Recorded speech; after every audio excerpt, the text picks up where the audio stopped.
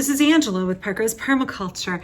It is the exact kind of weather us Oregonians love. It is rainy and cool here despite being June. And I am in my front room window seat. That's because I wanted to give a quick update about a little bit about the weird weather we've been having, but also just about growing pumpkins and some of my ups and downs so far this year. So you know, if you watch this channel very often, that I am a huge fan of winter squash. I grow loads and loads of winter squash, and I have a lot of videos on growing winter squash.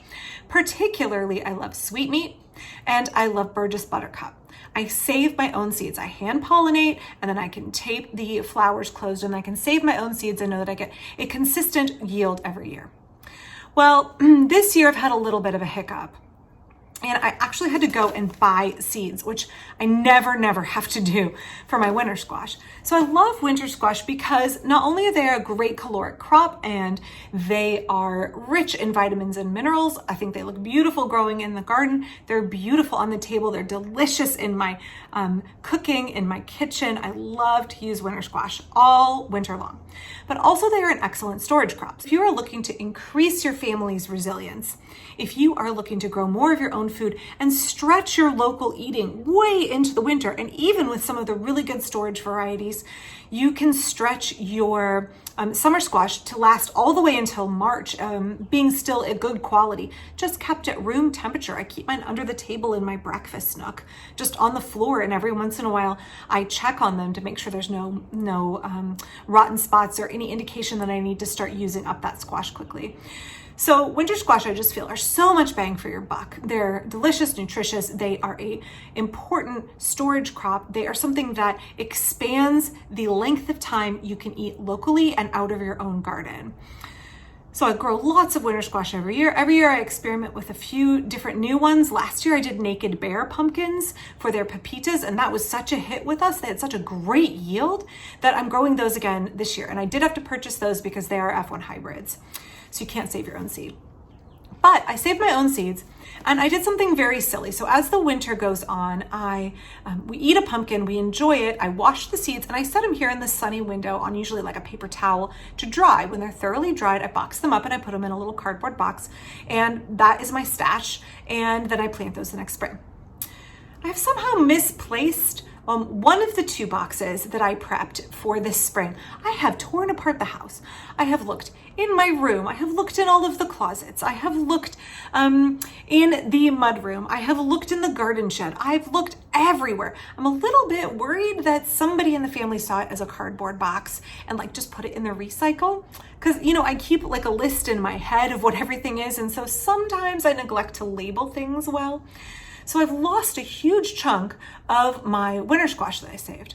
And the rest, so normally I would have like 2 batches, and there would be enough to share with friends, and there would be a backup reserve in case something happened to my initial crop.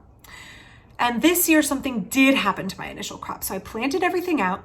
I plant pumpkins I sow them directly in the garden, knowing that if it is particularly cool and the slug pressure is particularly bad, I may lose a significant portion of those. So I plant insurance pumpkins in pots. And usually I start them out back in the garden under our covered area, and that is sufficient. Sometimes if it's cool and rainy, I start them here in the window seat.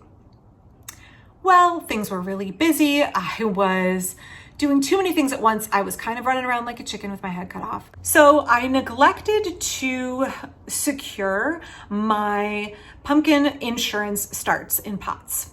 Pumpkins generally don't transplant out that well. They do much better when direct sown, but when you live in a sluggy climate, or maybe you live in a climate where like you have other pest pressure, that means you can sometimes lose those early squash when they germinate. If those cotyledons and first set of leaves get mowed off by a slug or whatever other critter, you've lost your squash.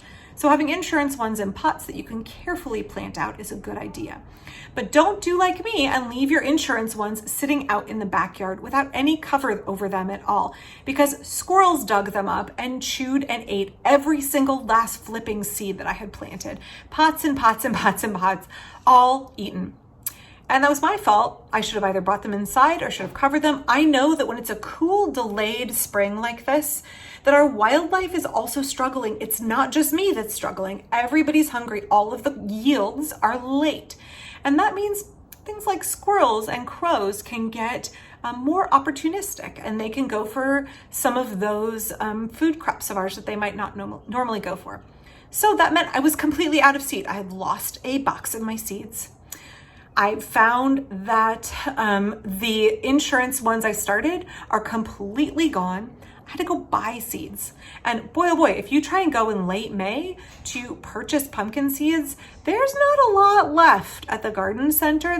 It can be slim pickings, but I managed to find Burgess Buttercup and I managed to find Sweetmeat.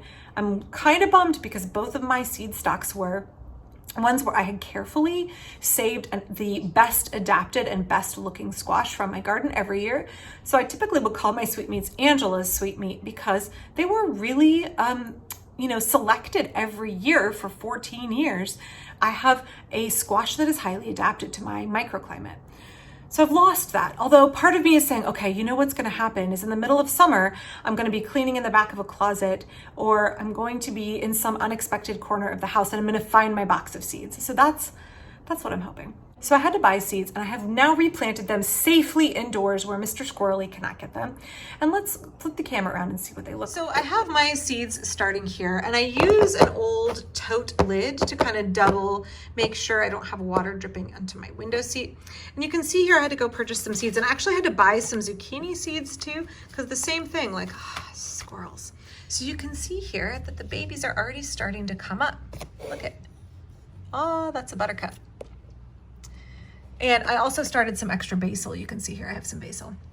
So it's only been a few days. When it's warm enough, squash really likes the ground a good 65 degrees.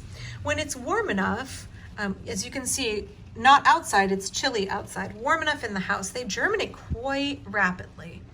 But these big, fleshy, tasty sprouts are such tempting food for all kinds of wildlife.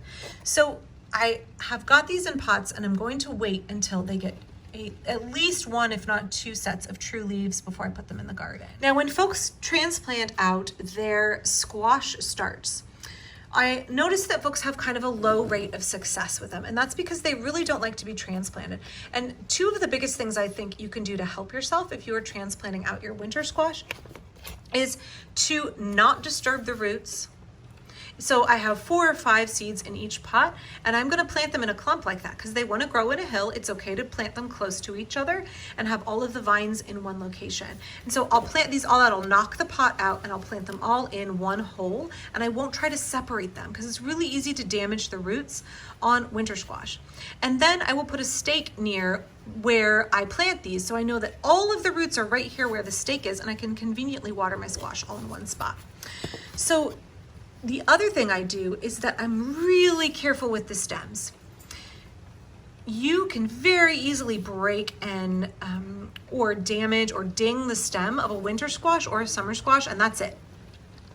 It's going to be toast. So knock it out, plant the whole pot without disturbing the roots, the whole clump. Don't try and separate out the plants, and then be really careful that you are not damaging those fragile stems. Make sure that your winter squash get a really good drink of water and some good mulch. And that is the best way to have success I've found with planting out winter squash. Because again, these are my insurance pots. Ideally, I want them to germinate in the ground. Winter squash are the strongest and do the best when you can start them in the ground. But this is my insurance, and this is what I'm going to go with this year, and these should hopefully work fine. So thanks for watching today. Know that somebody like me who has more than 20 years experience in permaculture still makes mistakes. I'm still a human. I still have issues where I am not on top of everything as much as I should be. I should not have left those planted seeds in pots unattended out back. Knowing all of the conditions that myself and fellow creatures in the environment are going through this year, I should have done better. I got busy, I got forgetful, I got a little bit careless. So even though you can have all of the best intentions and best experience in the world, still can go a little bit sideways. So don't be hard on yourself if you too have found you've made some mistakes in the garden so far this year. And I hope that just like I have been able to correct them so far this year, you are able to compensate for those ways in which you are entirely human, and it is entirely okay if not everything goes perfectly. I'll be back soon for my permaculture garden. Please check out my Patreon down below. Thanks.